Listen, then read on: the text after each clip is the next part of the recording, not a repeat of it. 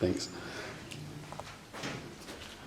Okay, today I want to talk about just some stuff about Roman citizenship and the structure of Roman society. First of all, however, just handed out this map. So that's just to give you an idea of the geographical layout of the Roman Empire. This is the Roman Empire as it was at its greatest extent, around about AD 117. So the whole green and pink area there is the whole Roman Empire. So if you're all familiar with geography, you can see that that's most of Europe, as well as North Africa along here. Basically a lot of the Middle East there, right up into Britain. They didn't have control of Germany and all these places up this way. But it was very much based around the Mediterranean Sea, which the Romans called the Mare Internum, which just means Middle Sea, which is also what Mediterranean Sea means. The distinction between the pink and the green is just different types of provinces. So you can see it's all divided up into provinces. So if you look over here at Spain, you've got Tarraconensis and Lusitania and Baetica, which are just three different provinces that Spain was divided up into at that time. So Hispania, or Spain, was just sort of like the geographical area that they would refer to it as, but those are the different provinces. So each province had a governor appointed by the emperor. The ones in pink were officially appointed by the Senate, although they would be approved by the emperor as well. The ones in green are all delegates of the emperor. Essentially, it was very irrespective of which kind of province you had. It was a very prestigious thing that was only held by very high-ranking men of the senatorial order, or in some cases the equestrian order. We'll talk a little bit about what that distinction means a little bit later. But the pink basically meant that your provinces were without soldiers. So the green ones, directly appointed by the emperor, meant that there were soldiers, there was legions in those territories. So you can see most of them are sort of like around the borders. So that's the area where obviously the army was needed, and the emperor wanted his direct delegates there that were directly responsible to him in charge of the military, because that's really where the emperor's power came from. Because the army was directly loyal to him rather than to the Roman state, and the emperor wanted to keep it that way because in earlier years there were civil wars before the Augustus established the empire in 31 BC. There were lots of civil wars by generals whose armies were basically loyal to them rather than to the Roman state. So the emperor, Augustus, once he'd established power, wanted to make sure that the military was entirely loyal to him. And so the places where the army actually was located in the frontier provinces, for the most part, were people directly appointed by the emperor that he felt that he could trust. And the Senate was sort of like left in charge of just the ones which didn't have any soldiers in them. So you can see the size of the empire. As I mentioned in our last lesson, roughly 1/5 of the human population at the time is estimated to have lived inside the Roman Empire at the height of its power. So it was very much a superpower. Its only real rival in its immediate area is found over here. Nowadays in the modern country of Iran and areas around there, called the Regnum Parthicum or Parthorum, which basically means the Parthian Empire.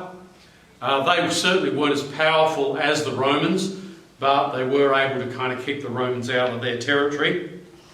And of course, way over here on this kind of map, you would have the Chinese Empire, which is roughly the same size as the Roman Empire, but they were so far apart from one another that there was no real chance of any direct contact. There were some travellers from the Roman Empire that seem to have shown up at the Chinese court on a couple of occasions, and the Romans were aware of another powerful empire, but thousands and thousands of miles away, so they never really came into any degree of contact. Okay, so that's just basically there for your reference. I've put it on Daymap and on the Google Classroom as well, so you can refer to that because will occasionally be talking about various place names, and that will hopefully help you familiarise yourself with them. Okay, so today I want to talk about citizenship, social class and status in Roman society. So obviously in a place that big you'd have all kinds of different societies, and when the Romans took over an area they usually tried not to change too much if they could possibly avoid it. They particularly liked dealing with cities, so a city was kind of like a self-governing entity, usually had its own elected officials, and if that was working the Romans usually didn't want to interfere with that, so they didn't make wholesale changes. What they would usually do is appoint a Roman governor who was in charge of the whole area, and his territory was called Provincia, from which we get our word province, and so we usually talk about provinces of the Roman Empire. So you had kind of like a wide variety of societies, but we're basically going to be talking about society as it was in Italy and in the more sort of, if you like, Romanised areas of the empire and how that functioned. And gradually that sort of like spread. The Roman citizenship started out with just people living in Italy, kind of right in the middle of the empire, but by 117 it's growing. There's a lot more people becoming Roman citizens in various ways, which we'll talk about. And eventually, in AD 212, all free people in the Roman Empire became Roman citizens. So eventually the citizenship spread around. But Roman society was very status conscious. So it was very important what social class you belonged to.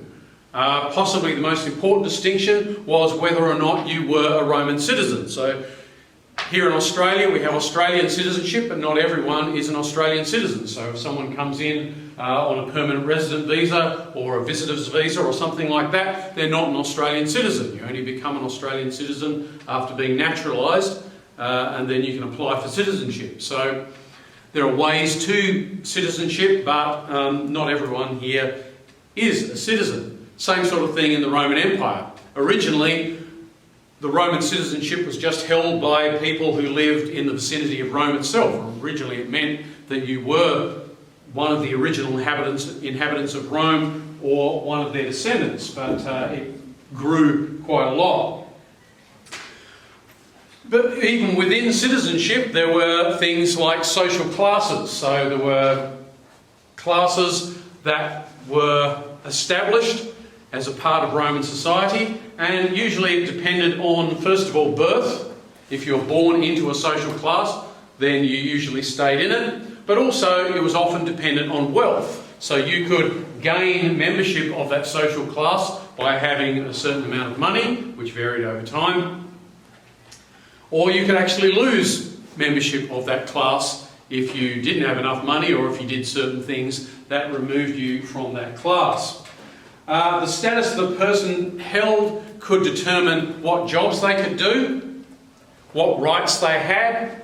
It could make them exempt from punishment, it could make them, or from certain punishments, and it could make them access to certain government assistance of various sorts, and how the courts would deal with you. So all of those things changed over time. So the first thing I want to talk about then is the Roman citizenship. If you got in trouble as a Roman citizen, you could say,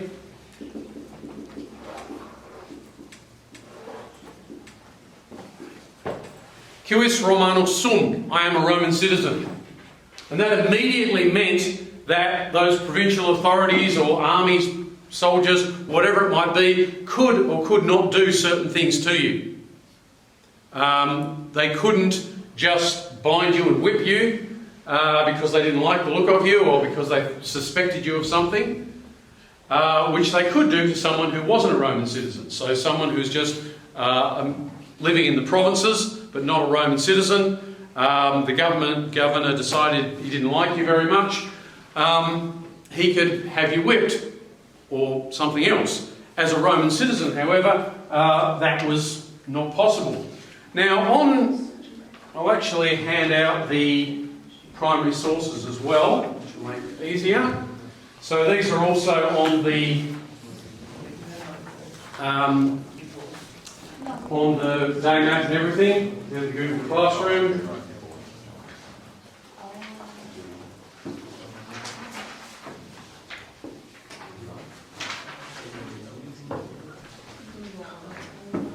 These primary sources will just help us to understand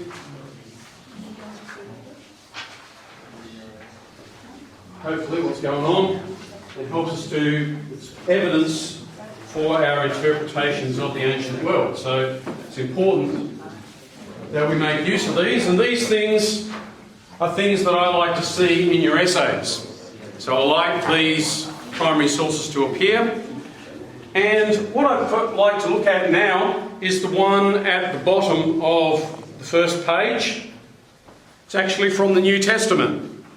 Acts chapter 22, verses 23 through 29. We can make use of biblical texts, particularly the New Testament, in the Roman period, because the Old Testament was written before the Roman Empire, so it's not much use to us. And irrespective of what your religious views are, nonetheless, it's a document that was written at that time and reflects the social realities of that time. So we can make use of it in the historical sense as well. So this is where the Apostle Paul, or St. Paul, if you want to call him that, Saul of Tarsus, was in trouble with the Roman authorities. And so the Jewish crowd was not very happy with him. And the commander of the Roman garrison decided that he was going to bust up this riot, and did so by arresting Paul. So then, as they cried out and tore their clothes and threw dust into the air, these are things that the Jewish crowd would do to indicate they were extremely unhappy, the commander, that's the Roman commander, ordered him, that is Paul, to be brought into the barracks and said that he should be examined under scourging. So basically, they're finding out what's going on, but they're interrogating him basically by whipping him, so that he might know why the people shouted so against him. And as they bound him with thongs, Paul said to the centurion is an officer in charge of 100 men, who was standing by, "Is it lawful for you to scourge a man who is a Roman and uncondemned?" So this is what we call a rhetorical question. He knew that the commander knew the answer to this. It is not lawful to bind a man who is a Roman citizen without him actually being tried already and condemned by a court. When he heard this, the centurion went and told the commander, saying, "Take care what you do, for this man is a Roman citizen." Then the commander came to him and said to him, "Tell me, are you a Roman?" So when he says a Roman, he means a Roman citizen. He said, "Yes." The commander answered, "With a large sum I obtained this citizenship." So the commander saying he is a citizen too, but he had to pay huge amounts of money in order to gain the citizenship. And Paul said, "But I was born a citizen." So he's saying he's a free-born Roman citizen. Then immediately those who were about to examine him, i.e. whip him, withdrew from him, and the commander also was afraid after he found out that he, that is Paul, was a Roman, and because he had bound him. So the commander was suddenly aware, like, this guy's a Roman citizen, I can't do this, I could actually be in trouble for doing that. So that illustrates some of the rights that a Roman citizen had. So if you're travelling around the Roman Empire, you could be protected against arbitrary acts by government officials, basically by being a Roman citizen. And you would say, "Civis Romanus sum," I am a Roman citizen, and that basically meant that everyone left you alone. However, if you claimed that and you actually weren't a citizen, you could get in a lot of trouble, like death penalty kind of trouble. So it's not something that people did lightly. But that excerpt there illustrates some of those rights that citizens had. Those who were born as citizens are usually descended originally from the original inhabitants of Rome, but then as years went by, as the empire got bigger, other areas were added to the areas that had Roman citizenship. So the Italian allies, so basically the rest of Italy, after 89 BC, Cisalpine Gaul, which is basically northern Italy, after 49 BC, and then other areas were added to places that held Roman citizenship. So basically, if you're a free person resident in those areas, you were automatically a Roman citizen. In addition, the descendants of freed slaves also held the Roman citizenship, so we'll talk about that in a minute. Sometimes a Roman governor could grant a wholesale, so he could grant citizenship to a town or a particular family. It was often granted to in the provinces, to the upper class, like the ruling members of a city, because that kind of got them on side. So if the Romans took over an area in a war or by inheritance or however it was they did by a treaty, they would often go to those cities, and then the richest, most powerful people in those cities, they would actually grant them the Roman citizenship and the rights that came with that. And that got them on side. So they were happy about that, and they were kind of supportive of Roman rule. And the Romans usually kept those kind of guys in their place, didn't affect their social standing or wealth, and so kind of like governed through them. So it was in their interests to support Roman rule, and it was in the Romans' interest to support them. But they were usually given the Roman citizenship. And as I said, in addition, any slave who was legally freed by a Roman citizen automatically gained the citizenship. Ordinarily, if you gained the citizenship, the person who gave you the citizenship was your patron. So they had a system, the patron-client relationship. Usually your patron, as a citizen, would be someone more powerful and wealthy than you, and a client was someone who was kind of dependent on them, but it was a two-way relationship. The client was expected to do what the patron asked him to do, but the client also would support the patron. So if the patron, for example, was standing for office, they had elections, even though it was sort of like very restricted to the wealthy and the powerful.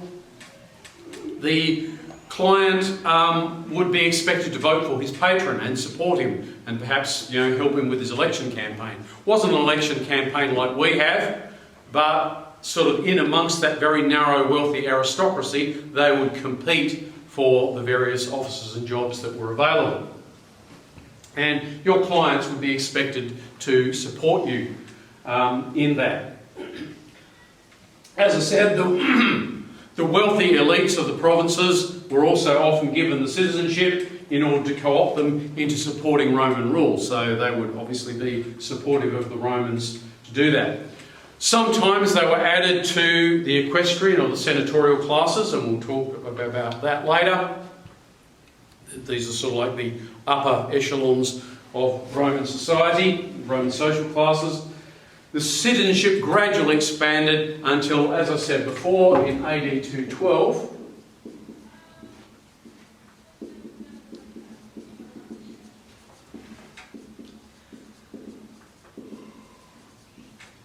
there was a law passed by the Emperor Caracalla that's referred to as the Constitutio Antoniniana, and by that law, every free person in the Roman Empire became a Roman citizen. So I've talked about what the men did for the most part. Women were Roman citizens as well, but they didn't have political rights, so they weren't allowed to stand for political offices or vote in elections or anything like that. But women were nonetheless considered to be Roman citizens. Holding the citizenship was usually marked by what's called the tria nomina. Anyone want to have a guess what that means? What's tria likely to mean? Three. Nominee, yes. It's the same word. It means names. So 3 names. So most Roman citizens had 3 names. So if we choose perhaps the most famous,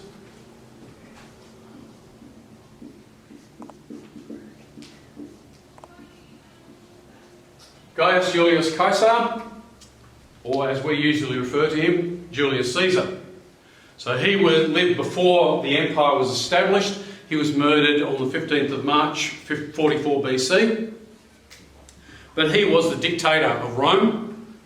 He was, in February 44 BC, he was appointed as, because he basically had killed all his enemies, he was appointed as the Dictator Perpetuus, the perpetual or eternal dictator, and then 1 month later he got killed. So his dictator for life thing lasted about a month.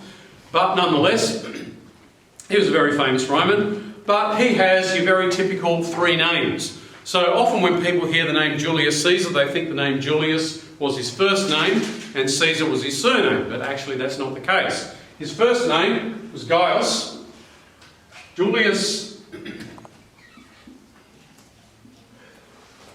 So that's called the praenomen.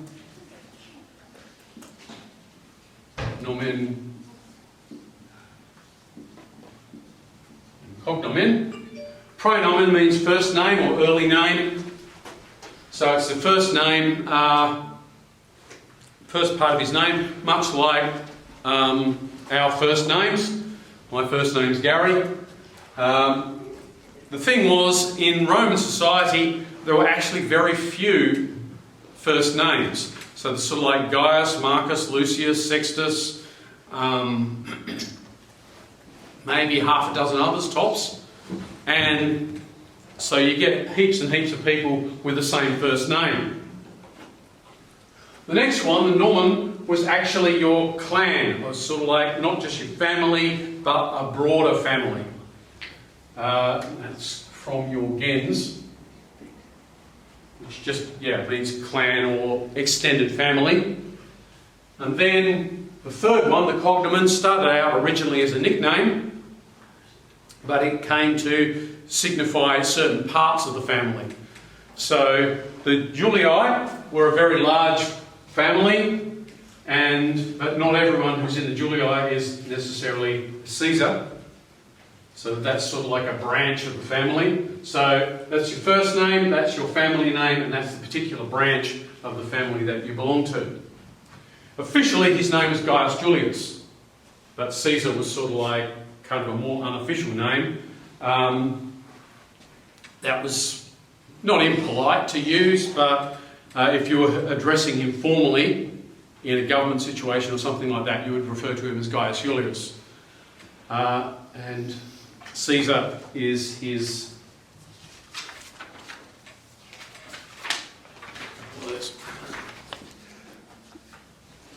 And Caesar just denotes which particular branch of his family is. Some people got even more names, and the emperors in particular had stacks and stacks of names, sort of like honorific kind of names. So a Republican general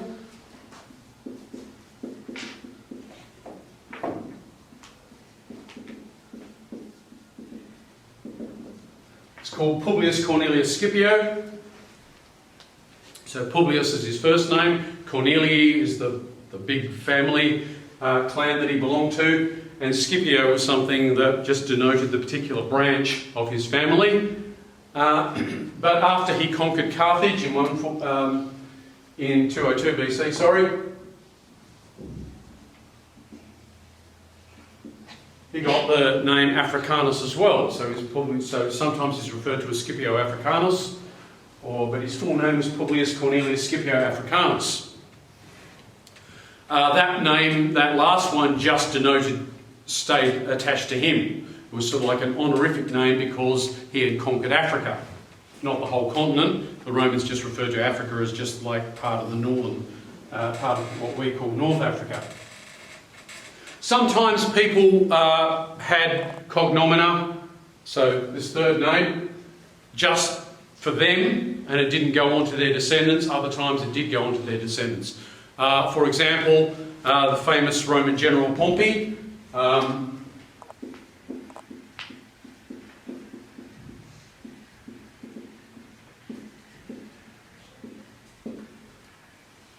referred to as Gnaeus Pompeius Magnus. Magnus was great, so the term is Pompey the Great, the difference with Pompey is he actually gave himself that name. He just thought he was really cool and added that name. So that one didn't get passed on to his descendants. It just attached to him. Some Romans, very few, had no cognomina at all. So another famous Republican general was Gaius Marius. So he never had a cognomen, so he just had a praenomen and a nomen. But that's fairly rare. If you were a woman, you kind of had a strange naming system. So basically you would just be named after the family name here.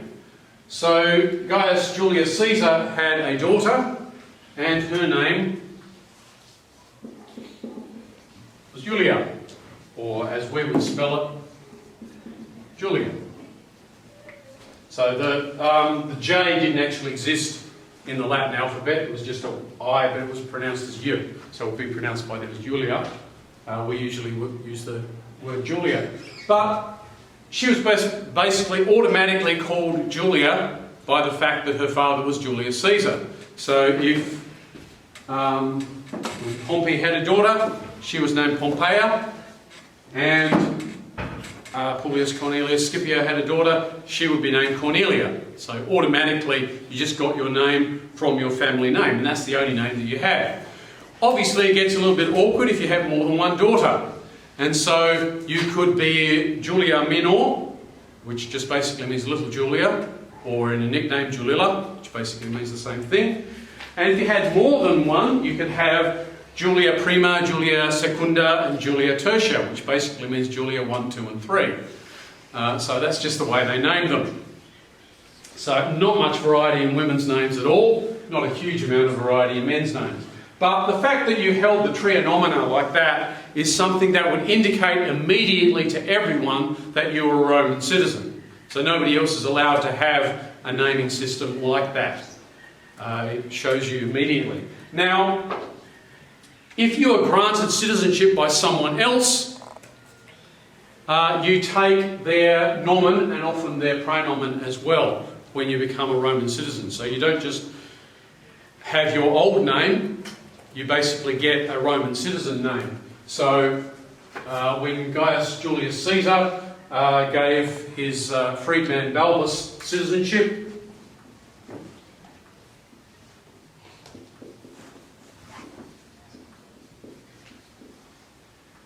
he just automatically became Gaius Julius Balbus.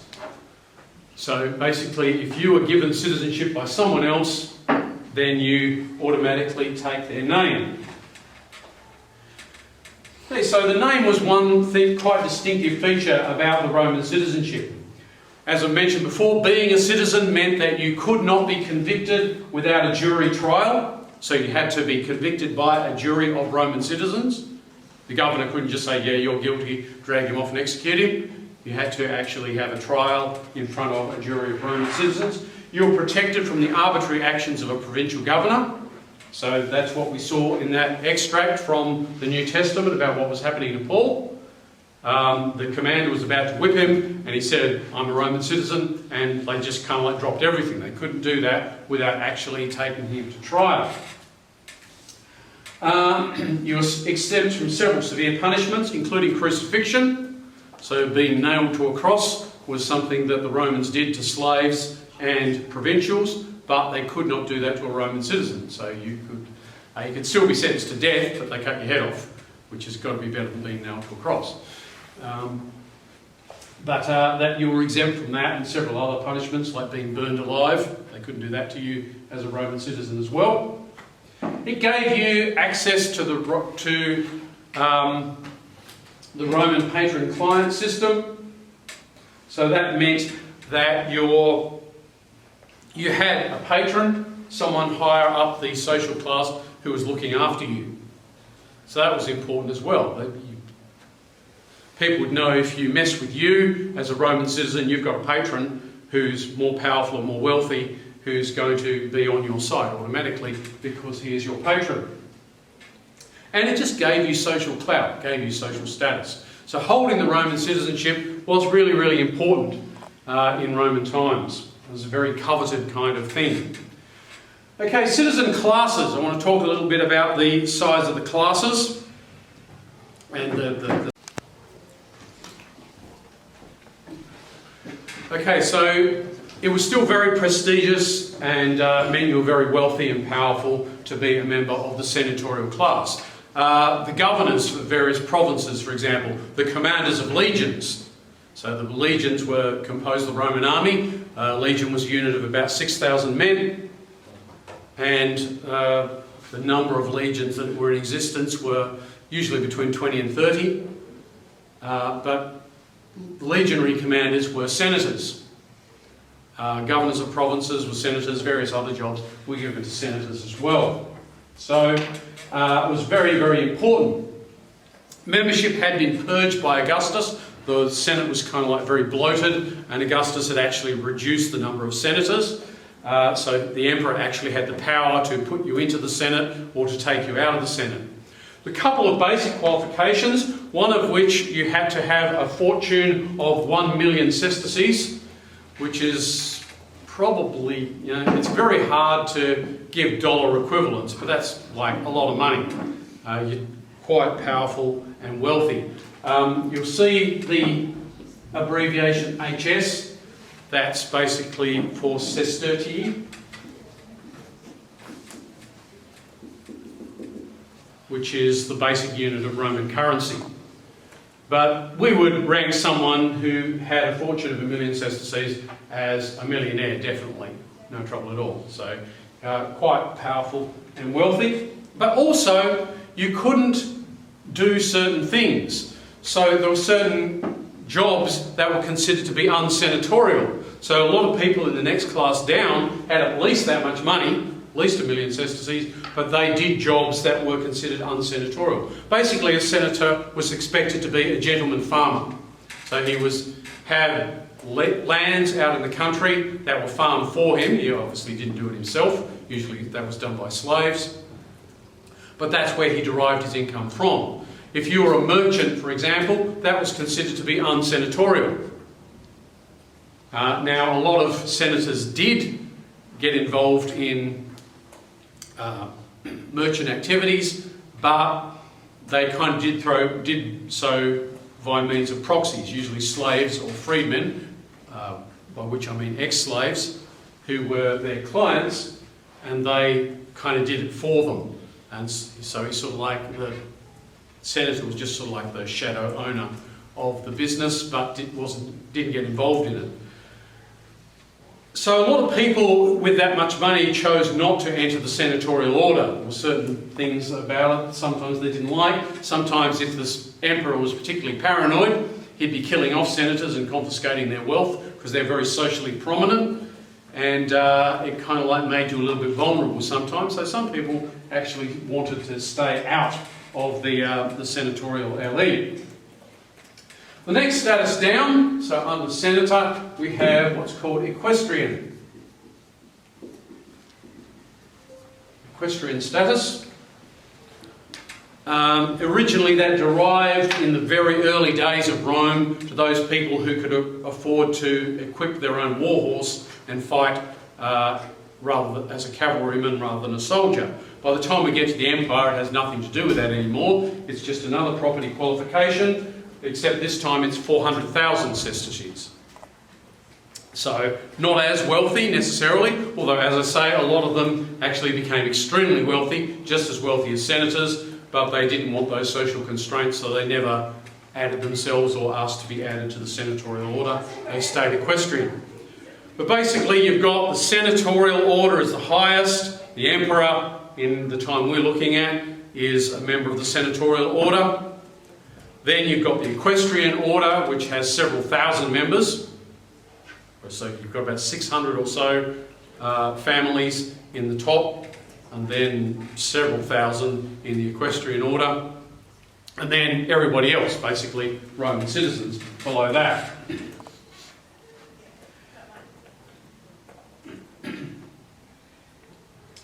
Okay. Also, we have another important status, and that is whether you were slave or free. So we'll talk about slaves later, but they also as well as being a slave or free, once you had been set free, as I said, if you were set free by a Roman citizen, you automatically became a Roman citizen. So it was actually a path to citizenship for a lot of people. So there were very educated Greeks, for example, who would literally sell themselves into slavery as a pathway to gain Roman citizenship, because you could expect, particularly if you're a high-value slave like that, you would probably get employed or used as a teacher for a wealthy family's children, and then you could expect to be set free. You're still a client, you're still supposed to do what your former owner told you to do, but you obviously had a lot of freedoms and you were a Roman citizen. So it wasn't like, down the mines and things like that, and there were slaves down the mines and out in the fields and so forth, but for some slaves, even being a slave and then becoming a freedman would be a path to Roman citizenship and perhaps even wealth and power. Members of the equestrian order in some cases were freedmen, so they had formerly been slaves. So they started out as slaves and they ended up in sort of like the second highest rung of the Roman system of government. In particular, slaves in the imperial household, so in the emperor's actual household and palace, they could be set free, they would be imperial freedmen, and some of them could become very, very powerful.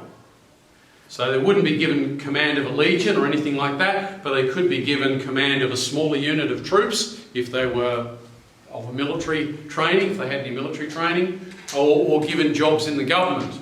In particular, the people very close to the emperor himself were often imperial freedmen, because they'd been former slaves. The emperor trusted them and knew them well, and so gave them jobs in the government that he would want to give to people that he trusted. You will notice that I'm often using the pronoun he and him pronouns he and him to describe the ruling class of Rome. That is because all of the members of the ruling class of Rome were he's and hims. It was something that was an exclusively male preserve. We will talk, for those of you in stage 2, the first unit in term 3 will be about powerful women in the Roman Empire, but they were people who gained access to power basically by husbands or sons and so forth, and managed to hold on to it. So looking at both women who worked within the Roman system and outside it. But generally speaking, all of these political offices were exclusive to men and controlled by men. So like if we look at the kings of Egypt, eventually you'll get a woman, or there's actually several women who gained power. So Cleopatra is probably the most famous, and she's the last of them. There's Hatshepsut and others who managed to become the ruler. That doesn't happen in Rome. There is no female emperor ever. The emperors are always male. And that was because it was kind of different. It wasn't like an inherited kingship. It wasn't more about you inheriting it from your father. It was more that, and although a lot of people did, it was more that you were appointed to that post by the Roman people and Senate. Effectively, that meant the last emperor could put you in that position, but it was based around your support from the army, from the Senate, and several other factors, basically things that were only available to men at that time. And so the emperors were invariably male, usually army officers, particularly in the later period, and people who had sort of like climbed all through all those political offices, again, which were restricted to men. Equestrian status meant that you could have access to the army as well, and sort of lower ranking army officers, and even some small provinces were available to equestrians. So if you look at your map there, you can see like a few little provinces. We've got them listed there: Alps Pioneer, Alps Cottae, and Alps Maritime. Very small provinces, or the province of Judea before AD 70. And a few others, and notably Egypt, were actually ruled by equestrian governors rather than by senatorial governors. So you could actually, in theory, as a freedman, person who used to be a slave, you could end up as the governor of Egypt, which is a very powerful and influential and very trusted position. So there was a lot of social mobility. The classes were quite distinct, but it certainly was possible to move from one class to another.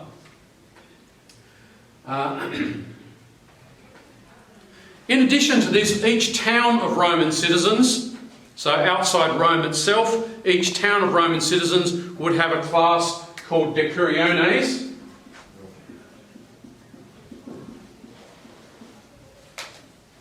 And these guys were kind of like a town council. So they were sort of like the upper class of their town. And they had a lot of prestige in their towns, but also a lot of responsibilities.